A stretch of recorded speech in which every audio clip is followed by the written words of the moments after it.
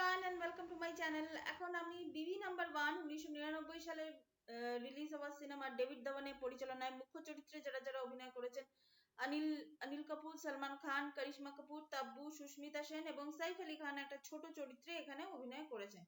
এই সিনেমাটা একটা ফ্যামিলি ড্রামা, ওভারঅল এটা একটা ফ্যামিলি ড্রামা।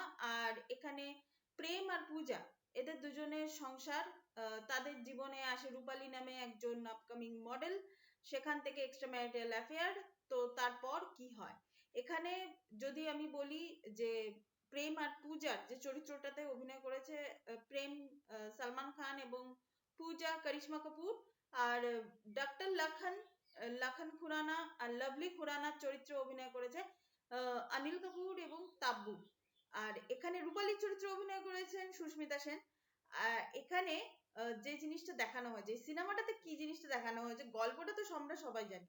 একটা হচ্ছে যে একজন মানে ছোট শহর থেকে আসা একটি মেয়ে, উচ্চাকাঙ্ক্ষী, অবশ্যই উচ্চাকাঙ্ক্ষী একটি মেয়ে, সে যখন মানে নিজের বড় শহরে এসে নিজের যখন আইডেন্টিটি যখন সে গড়ে তোলার চেষ্টা করছে, তখন সে কি কি পন্থা নিচ্ছে। সে একবারও ভেবে দেখছে না যে সে যে পন্থা বা যে পথটা সে নিচ্ছে সে পথটা অন্য কারোর জন্য ক্ষতিকরও হয়ে যেতে পারে।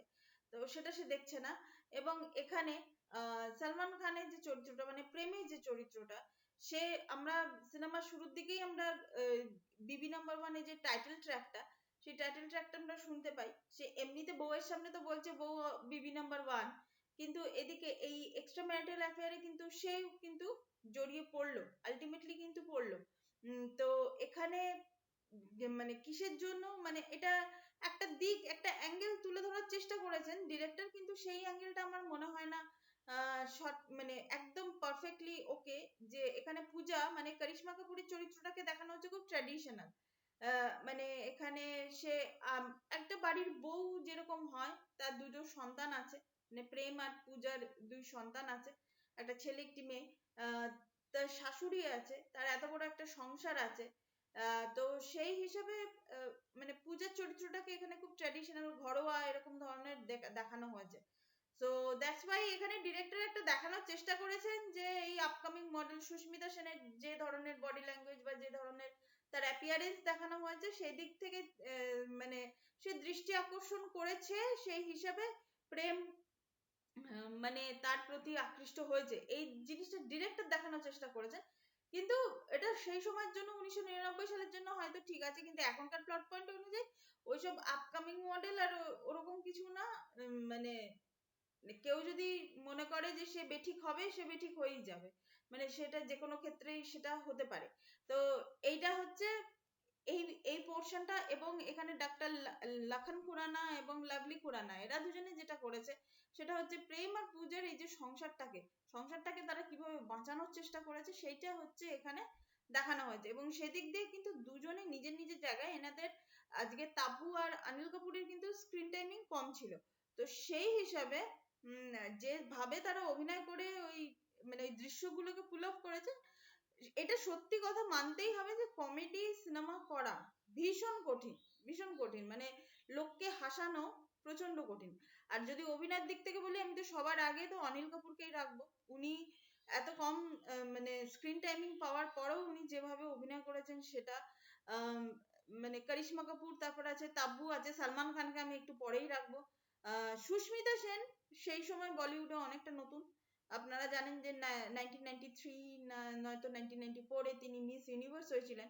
তো সেই হিসাবে বলিউডে তার ডেবিউটা যে খুব একটা ভালো হয়েছিল সেটা নয়, কিন্তু এই সিনেমাটা বিবি নাম্বার 1 কিন্তু তার যে যতটুকু তাকে দেখানো হয়েছে ততটুকু কিন্তু ভালোভাবে দেখানো হয়েছে। এখানে ডিরেক্টরের মুন্সিয়ানা, একটা কমেডি সিনেমা চলছে, মাল্টি স্টারার, কিন্তু সেখানে প্রত্যেকটা চরিত্রের আর্ক গুলো খুব সুন্দরভাবে করা হয়েছে।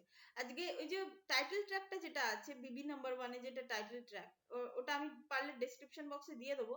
ওই টাইটেল ট্র্যাকটা যেটা আছে না, ওটাতে কিন্তু একটা জিনিস কিন্তু বোঝা যায় যে ওই ওই গানটার মাধ্যমে যে প্রেম আর পূজার যে সংসারটাকে কিন্তু দেখানো হয়ে গেছে। এরপর আমি যেটা মানে কমিউনিটিতে যেটা দিয়েছি সেটা হচ্ছে জঙ্গল হ্যায় আধি রাত। এটা হচ্ছে যে হাজবেন্ড ওয়াইফের মধ্যে এদের মানে প্রেমটা কিরকম ছিল, এদের উভয়ের মধ্যে প্রেমটা কিরকম ছিল সেটা দেখানো হয়েছে। আর আরো অনেক গান আছে, সুস্মিতা সেনের সঙ্গে সালমান খানের চুনরি চুনরি বলে যে গানটা আছে, ওখানেও কিন্তু বেশ ভালো লাগে দুজনকে।